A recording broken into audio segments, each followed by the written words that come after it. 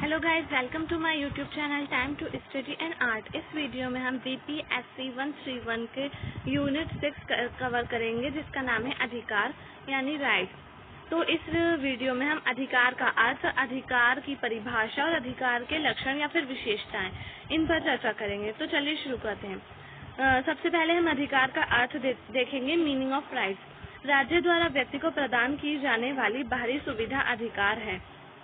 यानी कि जब किसी भी राज्य को जब कोई भी राज्य किसी व्यक्ति को कुछ सुविधाएं प्रदान करता है तो उसे अधिकार कहा जाता है। अधिकार राज्य द्वारा व्यक्ति को दी गई कुछ काम करने की स्वतंत्रता या सकारात्मक सुविधा है। कोई भी मांग जो स्वार्थपूर्ण अधिकार नहीं हो सकती, अतः सामाजिक हित की मांग ही अधिकार कहलाती है। मतलब किसी व्यक्ति के अगर जैसे किसी का स्वार्थ पूरा हो रहा है तो वो अधिकार नहीं कहलाता है, बल्कि सामाजिक हित की जो मांग होती है उसी को ही अधिकार कहते हैं। तो अधिकार जो है वो राज्य द्वारा अगर किसी व्यक्ति को कुछ स्वतंत्रता दी गई है या फिर सकारात्मक सुविधा दी गई है तो वो अधिकार कहलाएगा। अधिकार वे दावे होते हैं जिनको समाज मान्यता देता है और राज्य संरक्षण प्रदान करता है। तो वही बात है जो मैंने अभी ऊपर समझाई, समाज द्वारा मान्यता मिलती है और राज्य देता है उन्हें, राज्य संरक्षण प्रदान करता है या फिर राज्य द्वारा दी गई सुविधाएं होती हैं जनता को, वो अधिकार कहलाती हैं। इनका आधार सामाजिक कल्याण है। अधिकारों का अस्तित्व समाज में ही संभव है तथा ये सर्वव्यापी होते हैं। यह व्यक्तिगत के समाधान है या फिर व्यक्तिगत के साधन है। ये सीमित तथा परिवर्तनशील होते हैं। तो अधिकार जो होते हैं वो सीमित होते हैं और परिवर्तनशील होते हैं। जैसे कि हमें मौलिक अधिकार दिए गए हैं, 6 मौलिक अधिकार हैं भारतीय जनता के पास। तो वो हमारे 6 मौलिक अधिकार हैं, तो वो सीमित है और उनमें कुछ परिवर्तन भी कर सकते हैं। वो जो विधायिका है वो उसमें परिवर्तन भी कर सकती है, तो वो परिवर्तनशील होते हैं। और वो समाज के लिए अधिकारों का अस्तित्व होता है, समाज में ही संभव होते हैं अधिकार। तो सामाजिक लोगों को दिए जाते हैं, समाज के कल्याण के लिए होते हैं अधिकार। अधिकार और कर्तव्यों का घनिष्ठ संबंध है। अधिकार राज्य से अपेक्षित तथा राज्य के विरुद्ध दावे होते हैं। अधिकारों का संबंध व्यक्ति, समाज तथा राज्य तीनों से है। अधिकारों का उद्देश्य व्यक्ति और समाज के कल्याण में वृद्धि करना है, अतः इसकी प्रवृत्ति व्यक्ति तथा समाज विरोधी नहीं है। जो मैंने अभी ऊपर बताया वही है सब में, तो मैं अभी ऐसे रीड कर रही हूँ, आपको समझ आ जाएगा इजीली। व्यक्ति की वह स्वतंत्रताएं अधिकार कहलाती हैं जो समाज और राज्य द्वारा स्वीकृत और सुरक्षित हो। मतलब व्यक्ति को राज्य द्वारा और समाज द्वारा कुछ ऐसी सुविधाएं दी जाती हैं और वही सुविधाएं जो होती हैं अधिकार कहलाती हैं। अधिकार में सार्वजनिक हित छुपा होता है। ये समाज के सभी लोगों को बिना किसी धर्म, जाति, लिंग भेद के समान रूप से प्रदान होते हैं। तो अधिकार जो होते हैं वो धर्म, जाति, लिंग के आधार पर भेदभाव नहीं करते, वो सभी लोगों को समान रूप से प्रदान किए जाते हैं। ये निरपेक्ष या असीमित नहीं होते। व्यक्ति की जिन गतिविधियों पर राज्य का कोई प्रतिबंध या पाबंदी नहीं होती उन्हें नकारात्मक अधिकार कहते हैं। जैसे कोई व्यक्ति कुछ गलत काम कर रहा है और वो जैसे कि किसी व्यक्ति के पास अधिकार है कि वह कुछ भी कर सकता है, और अगर कोई व्यक्ति समाज में मतलब किसी पड़ोस में रह रहे हैं लोग और वो लोग रहते हुए बहुत जोर से बहुत ध्वनि प्रदूषण करते हैं, डीजे वगैरह बजाते, तो वो जो हो जाता है वो उनका नकारात्मक अधिकार हो जाता है। अधिकार तो सबके पास है, हर कोई अपने स्वतंत्र से कोई भी काम करने के लिए, लेकिन अगर वो दूसरों को परेशान करने के उद्देश्य से डीजे बजा रहे हैं या फिर कुछ ध्वनि प्रदूषण कर रहे हैं, कुछ और काम कर रहे हैं, तो वे नकारात्मक अधिकार कहलाएंगे उसका।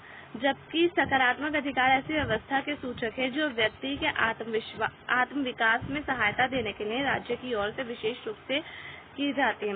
अब जो सकारात्मक अधिकार होते हैं वो ऐसे अधिकार होते हैं जिससे व्यक्ति खुद का विकास कर सके, वो व्यक्ति के विकास करने में सहायता प्रदान करते हैं व्यक्ति को। तो यहाँ पर आपको 2 प्रकार के टाइप्स पता चल गए अधिकार के, सकारात्मक अधिकार और नकारात्मक अधिकार। अब इससे आगे देखते हैं। अतः अधिकार में सकारात्मक और नकारात्मक दोनों प्रवृत्तियां पाई जाती हैं।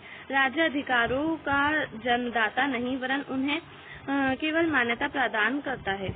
तो राज्य जो होता है वो अधिकारों को मान्यता प्रदान करता है। अधिकारों की रक्षा के लिए राज्य को विकेंद्रित होना चाहिए। ओके, आपको समझ आ गया होगा ये सब। अब इसके बाद हम देखेंगे अधिकारों की परिभाषा। तो अधिकारों की जो परिभाषा है वो अलग अलग विचारकों ने दी है। अलग अलग विद्वानों ने दिए, तो उनके बारे में हम देख लेते हैं। डेफिनेशन ऑफ राइट्स सबसे पहले लॉस्की के अनुसार जो लॉस्की ने परिभाषा दी है वो देख लेते हैं। सबसे पहले इसमें दे रखा है अधिकार सामाजिक जीवन की वे परिस्थितियां हैं जिनके अभाव में सामान्यतः कोई भी व्यक्ति अपने व्यक्तित्व का विकास नहीं कर पाता। लॉस्की ने कहा है कि अधिकार जो है वो सामाजिक जीवन की ऐसी परिस्थितियां हैं जिनकी कमी से कोई भी व्यक्ति अपना विकास नहीं कर पाएगा, यानी कि किसी व्यक्ति का विकास नहीं होगा। जब किसी व्यक्ति के पास अधिकार होंगे तो वो उन अधिकारों को, उन राइट्स का यूज करके अपना विकास कर पाएगा। तो ये लॉस्की ने कहा है कि अगर किसी व्यक्ति के पास अधिकार नहीं होंगे तो अपना विकास भी नहीं कर पाएगा, अपने व्यक्तित्व का विकास नहीं कर पाएगा। फिर उसके बाद बैसाखे के अनुसार, उसके बाद बैसाखे हैं, उन्होंने कहा है कि अधिकार वह मांग है जिसे समाज स्वीकार करता है और राज्य लागू करता है। तो समाज द्वारा स्वीकार होते हैं अधिकार होते हैं, वो समाज के लोगों द्वारा स्वीकार किए जाते हैं और उन्हें राज्य द्वारा लागू किया जाता है। अब इसमें बहुत सारी परिभाषाएं हैं, तो आप ये देख लीजिएगा। हम आगे गांधी जी के बारे में देख लेते हैं। तो गांधी जी ने क्या कहा है? गांधी जी कहते हैं कर्तव्य पालन कीजिए, अधिकार स्वतः ही मिल जाएंगे। मतलब अगर कोई व्यक्ति अपने कर्तव्यों का पालन अच्छे से करता है तो उसको अधिकार भी मिलेंगे। अगर कोई अच्छे काम करेगा तो उसको राज्य द्वारा अच्छे मतलब पुरस्कार दिया जाएगा, सम्मान दिया जाएगा और अधिकार भी दिए जाएंगे साथ ही साथ। तो ये गांधी जी ने कहा है। अब यूएनओ का मानवाधिकार सार्वभौमिक घोषणा पत्र, तो यूएनओ का जो मानवाधिकार घोषणा पत्र है उसने भी अधिकारों की परिभाषा दी। उसने कहा है मनुष्य अपने अधिकारों के मामले में स्वतंत्र पैदा हुए हैं और ऐसे ही रहेंगे। मतलब जो व्यक्ति है उनको जो अधिकार दिए गए हैं वो उनके जन्म से मिले हैं, वो स्वतंत्र ही पैदा हुए थे और वो हमेशा ऐसे ही रहेंगे, मरेंगे तब भी वो ऐसे ही रहेंगे, उनके पास अधिकार होंगे। अब अधिकारों की प्रकृति यानी कि नेचर के बारे में हम बात कर लेते हैं। तो अधिकारों का स्वभाव उनके नाम में ही है। अधिकार केवल दावे नहीं बल्कि दावों की प्रकृति में होते हैं। मतलब अधिकार जो है वो हमेशा मतलब सिर्फ दावे ही नहीं होते बल्कि उनकी प्रकृति भी दावों की ही होती है। सभी अधिकार दावे होते हैं परंतु सभी दावे अधिकार नहीं होते। अधिकार वे दावे होते हैं जिन्हें समाज द्वारा अधिकार के रूप में मान्यता मिल जाती है। मतलब वो दावे जिनको समाज ने मान्यता दे दी, समाज ने, राज्य ने मान्यता दे दी तो वो अधिकार बन जाते हैं। दावे मतलब कुछ बातें होती हैं, तो अगर उन बातों को, उन चीजों पर सरकार ने और समाज ने मान्यता दे दी तो वो अधिकार बन जाएंगे। तो इसमें बताया गया है कि सभी जो अधिकार होते हैं वो दावे हो सकते हैं, लेकिन सभी दावे अधिकार नहीं हो सकते। सभी दावे अधिकार जब बनते हैं जब उनको समाज द्वारा मान्यता मिलती है, लेकिन जो अधिकार होते हैं उनको हम दावे कह सकते हैं।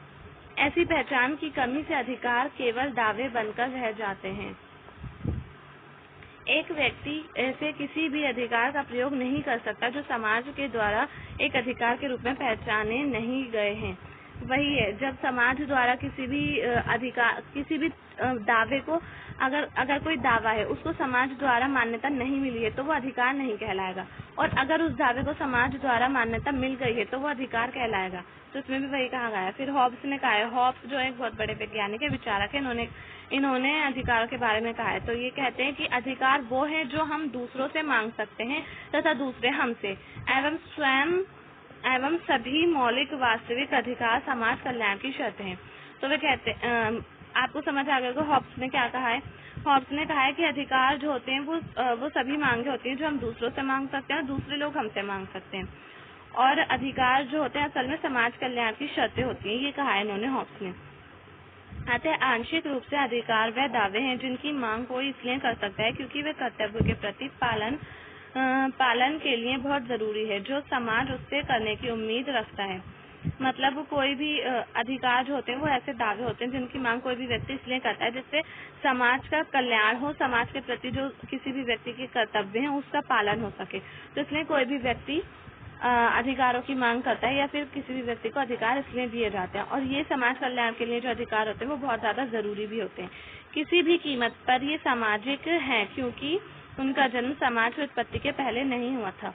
तो ये बताया गया है, समाज की उत्पत्ति से पहले अधिकारों का जन्म नहीं हुआ था। जब समाज बना तभी लोगों को अधिकार भी दिए गए, समाज ने ही लोगों को अधिकार दिए, तो इसलिए सामाजिक ही होते हैं। इनकी प्रकृति जो होती है सामाजिक होती है, अधिकारों की प्रकृति।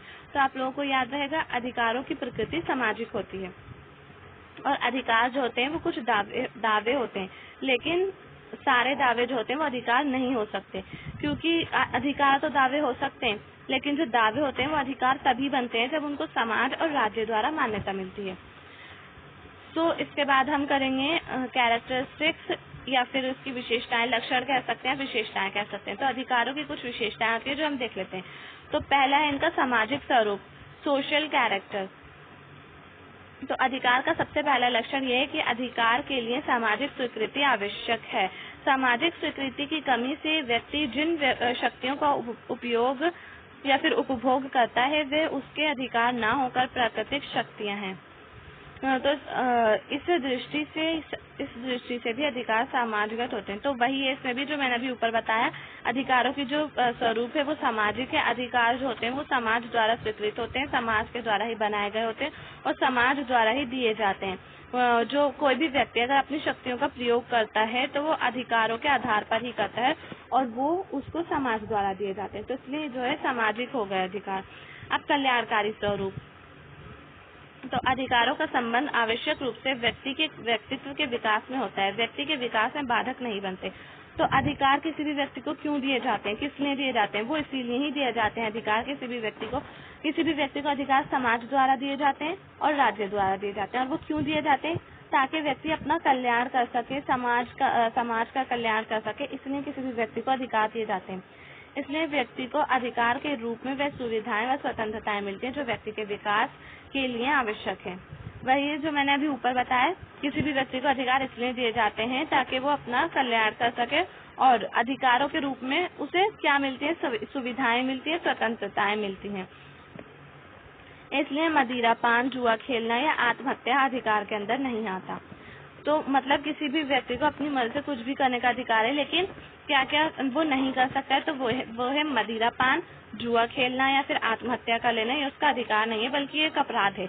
आत्महत्या जो है वो अपराध है। मदिरा पान करके किसी भी व्यक्ति को सताना या फिर जुआ खेलना या फिर ये सारे इलीगल काम है। तो ये जो है अधिकार के अंदर नहीं आते हैं। अब इसके बाद तीसरी इसकी विशेषता है कि लोक हित में प्रयोग, यूज इन पब्लिक इंटरेस्ट। तो लोक हित में कैसे प्रयोग होते हैं अधिकार? व्यक्ति को अधिकार उसके स्वयं व्यक्तित्व के विकास और संपूर्ण समाज के सामूहिक हित के लिए प्रदान किए जाते हैं। जो मैंने अभी ऊपर बताया था, व्यक्ति को जो अधिकार दिए जाते हैं वो समाज के कल्याण के लिए और उसके खुद के कल्याण के लिए दिए जाते हैं। अतः ये आवश्यक होता है कि अधिकार का प्रयोग किस प्रकार किया जाए कि व्यक्ति के स्वयं की उन्नति के साथ साथ संपूर्ण समाज की भी उन्नति हो। यानी कि अधिकार होते हैं वो समाज के लिए और व्यक्ति के विकास के लिए, व्यक्ति के खुद के विकास के लिए दिए जाते हैं। अब ये उस व्यक्ति पर निर्भर करता है कि वो उन अधिकारों का प्रयोग किस तरह से कर रहा है उसको। और ये बताया गया कि किसी भी व्यक्ति को अधिकारों का प्रयोग इस तरह से करना चाहिए कि उसके खुद की उन्नति के साथ साथ, उसके खुद के विकास के साथ साथ पूरे समाज का भी विकास हो, पूरे समाज की भी उन्नति हो। नेक्स्ट इसका आता है, इसकी नेक्स्ट विशेषता है कि राज्य का संरक्षण। तो अधिकार का एक आवश्यक लक्षण ये भी है कि उसकी रक्षा का दायित्व तो राज्य अपने ऊपर लेता है और इस संबंध में राज्य आवश्यक व्यवस्था भी करता है। मतलब अधिकारों की जो रक्षा होती है वो राज्य के ऊपर होती है और वो उसके लिए जो है उसकी एक व्यवस्था होती है राज्य के पास। जैसे कि अगर किसी व्यक्ति के अधिकारों का हनन हुआ है तो उसके संरक्षण के लिए वे सुप्रीम कोर्ट जा सकता है, न्यायालय जा सकता है। तो ये जो होता है, अधिकारों का जो संरक्षण होता है वो राज्य करता है, राज्य के ऊपर होता है इसकी जिम्मेदारी, राज्य इसकी जिम्मेदारी लेता है। जैसे व्यक्ति को रोजगार प्राप्त होना चाहिए, ये बात व्यक्ति के विकास के लिए आवश्यक है और समाज भी इसे स्वीकार करता है, लेकिन राज्य जब तक जरूरी संरक्षण की व्यवस्था न करे उस समय तक परिभाषित अर्थ में उसे अधिकार नहीं कहा जा सकता। समझ में आ गया होगा। आपका जो मैंने एग्जाम्पल दिया वो अलग था, ये एग्जाम्पल अलग है, तो आपको समझ आ जाना चाहिए। फिर नेक्स्ट है, इसके बाद इसकी पांचवी विशेषता है सार्वभौमिकता, यूनिवर्सैलिटी। अधिकार का एक लक्षण ये भी हो सकता है कि अधिकार समाज के सभी लोगों को समान रूप से प्रदान होते हैं और इसी संबंध में जाति, धर्म, लिंग और वर्ण के आधार पर कोई भेद नहीं किया जाता। ये भी मैंने बता दिया है। तो आप लोग अगर ये अलग से लिखेंगे तब भी आपका वही क्वेश्चन बनेगा और आपके पास जो है ना बहुत सारा कुछ लिखने के लिए हो जाएगा। सार्वभौमिकता वही होती है जो अधिकार होते हैं वो सभी लोगों को बराबरी से प्रदान होते हैं, समान रूप से प्रदान किए जाते हैं और वो जाति, धर्म, लिंग, वर्ण के आधार पर नहीं दिए जाते हैं, बल्कि सभी धर्मों को, सभी लिंग के लोगों को मतलब जेंडर के आधार पर भी वो समान रूप से दिए जाते हैं। वर्ण या फिर जाति या फिर धर्म का उसमें भेदभाव नहीं होता, सभी लोगों को एक समान रूप से दिए जाते हैं। ओके, सो गाइज आज हम वीडियो यहीं पर ही फिनिश करते हैं। नेक्स्ट वीडियो में हम अधिकारों के प्रकार या फिर टाइप्स ऑफ राइट्स के बारे में बात करेंगे। तो अगर आपको वीडियो अच्छी लगी हो तो प्लीज़ वीडियो को लाइक करें, चैनल को सब्सक्राइब करें और प्लीज़ मेरी वीडियो को शेयर करें। Thank you.